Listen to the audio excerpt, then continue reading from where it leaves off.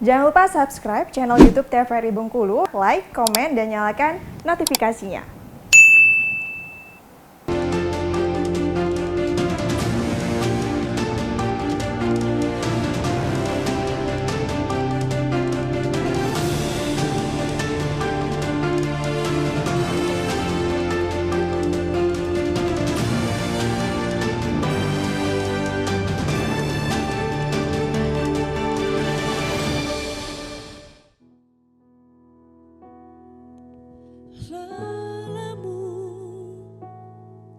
Carilah aku juga bahagiamu, bahagiaku pasti berbagi. Takdir kita selalu kecuali tiap kau jatuh hati.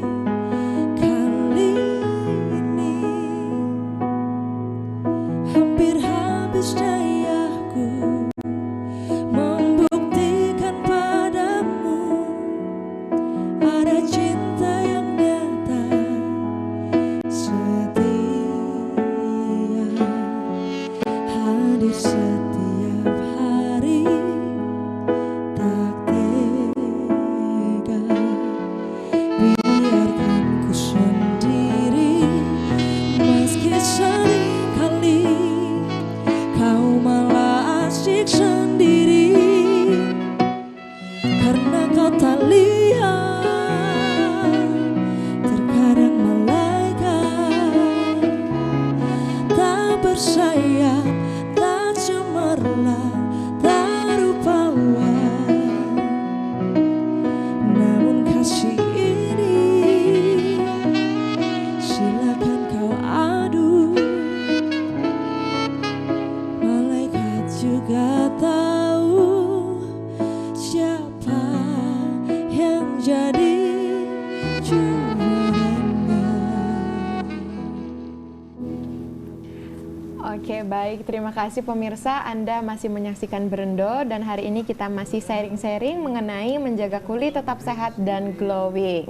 Masih bersama dengan Dokter Amalia dan Bunda Emi.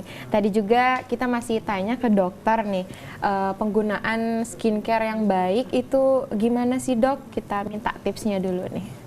Langsung, Dok. Jadi itu kalau saya ya istilahnya kalau misalnya saya edukasi ke pasien tuh saya bilang selama kamu masih dilapisin kulit maka rawatlah kulitmu. Jadi nggak ada istilah tuh kalau misalnya bilang gini, Dok boleh nggak nanti someday kalau kulit saya udah nggak bermasalah, udah nggak ada masalah, saya nggak pakai apa-apa nih lagi nih, Dok. Saya udah pasti bilang nggak boleh. Karena ya kasihan, kulit itu kan selalu tumbuh ya.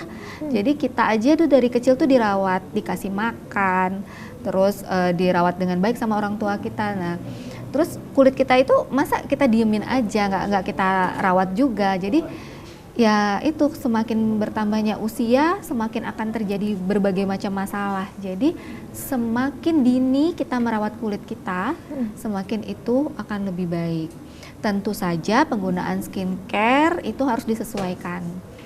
Sebenarnya skincare itu nggak harus yang kayak sekarang dilihat di iklan-iklan ya dengan berlayer-layer. Nanti abis pakai toner, abis itu pakai lagi enhancer atau pakai essence, pakai ini lagi, pakai ini, enggak harus. Jadi sebenarnya yang namanya skincare itu kita punya basic skincare. Jadi kalau kulitnya tidak bermasalah cukup basic skincare. Basic skincare itu apa? Yang pertama itu cleansing, terus yang kedua moisturizing, yang ketiga protection. Jadi yang pertama kulitmu harus dibersihkan setiap hari. Nggak bisa cuma dengan air aja, tapi tentu saja harus dengan sabun. Kemudian yang kedua moisturizing, kulitnya harus dikasih nutrisi, harus dikasih makanan.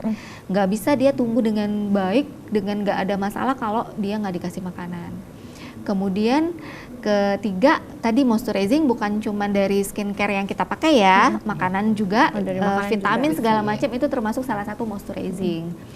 kemudian juga protection. Protection kita harus pakai sunscreen. Nah, sunscreen itu bukan cuma dari yang kita oles, tapi secara oral kita minum vitamin C secara oral, secara dari makanan, dari juga misalnya vitamin C itu juga termasuk protection terhadap UV untuk kulit kita gitu. Gak cuma yang kita oles. Oke, baik dokter. Jadi kalau membahas mengenai sunscreen nih tadi ya, karena kalau sunscreen itu masih banyak yang awam, acuh dan tak acuh loh dok, karena banyak juga kan kita temui pakai sunscreen dong, nanti mutung gitu ya. Enggak lah katanya gitu kan, kepedulian seperti itu yang mungkin kurang gimana gitu ya dok ya? Sebenarnya lebih ke kurang pengetahuan masih ya di masyarakat ya. Jadi penggunaan sunscreen itu bukan buat biar nggak hitam, bukan, tapi buat sehat. Jadi dari sunscreen makanya suka ada di situ PA plus sama SPF gitu kan. Nah, ketika kita ngomongin SPF itu kita untuk mencegah UVB. Kan ada yang masuk ke bumi itu ada UVA sama UVB ya, UVA sama UVB. Nah, yang berbahaya banget itu si UVB. Makanya yang paling sering ada di sunscreen itu adalah SPF dibandingkan dengan PA. Nah, itu tuh berbahaya kenapa? Karena bisa bikin cancer. Nah, dari beberapa kota yang saya tinggalin ya, itu di sini tuh saya lebih banyak nemuin skin cancer dibandingkan di kota lain gitu. Mungkin karena memang kita dikelilingi sama pantai, itu yang pertama. Kemudian juga masyarakatnya juga banyak yang nelayan. Nelayannya bukan cuma cowok aja, tapi cewek juga jadi nelayan gitu ya. Kemudian itu tadi pengetahuannya, jadi edukasinya belum merata. Di sini itu kurang, kalau saya lihatnya itu kayak puskesmas gitu juga belum secara merata memberikan primary health care yang sebenarnya memberi edukasi mengenai kulit. Mungkin di sini masih belum dianggap masih belum lah, ini dulu lah yang penting nih penyakit dalamnya dulu. Betul, gitu ya. Itu masih. Nah, penyakit dalamnya dulu mengenai, jadi lebih mengenai yang tekanan darah tinggi, kemudian diabetes yang masih ke arah situ. Padahal kita melewatkan sesuatu yang penting juga, seluruh badan kita kan diliputi sama kulit. Dan ketika kulit itu bermasalah, saya selalu bilang sama pasien, Pak, Bapak sakit kepala, Bapak minum obat sakit kepala Bapak langsung hilang. Iya. Bapak minum Bapak demam, Bapak minum obat demam, demamnya hilang. Tapi kalau Bapak ada sakit kulit, ada masalah di kulit, nggak bisa Pak, Bapak mau bilang sama saya, Dok, ini nggak sembuh-sembuh Dok, kenapa? Memang nggak bisa dalam waktu sebentar. Jadi sebelum itu terjadi, prevention, pencegahannya, untuk perawatan sebelumnya itu lebih penting. Prevention, pencegahan lebih penting daripada mengobati kalau untuk kulit. Karena kalau udah kulitnya rewel nih udah nggak bisa instan ya. Ribet. Berarti perawatan itu mungkin dari bayi juga, makanya sekarang udah Hella sering sering lihat kalau skincare itu dari bayi juga udah ada ya.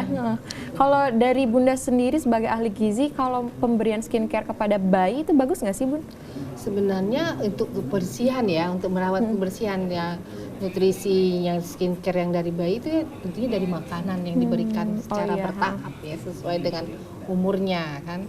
Cuman kalau untuk yang dari luarnya, untuk nutrisi kulit itu juga diberi pakai body, pakai atau apa itu body sebenarnya care gitu ya. Body care itu kan sebenarnya untuk merawat kebersihan dan juga menunjang. Yang jelas itu seperti yang dijelaskan Dr. Amel tadi, bahwa nutrisi yang dibutuhkan itu selain dari yang dimakan juga dari luar juga bisa.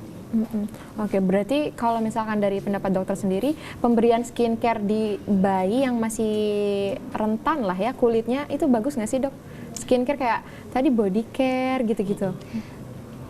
Memang harus perlu, makanya kita di bagian kulit itu ada pediatric dermatologist. Jadi memang yang menangani kulit mulai dari lahir gitu.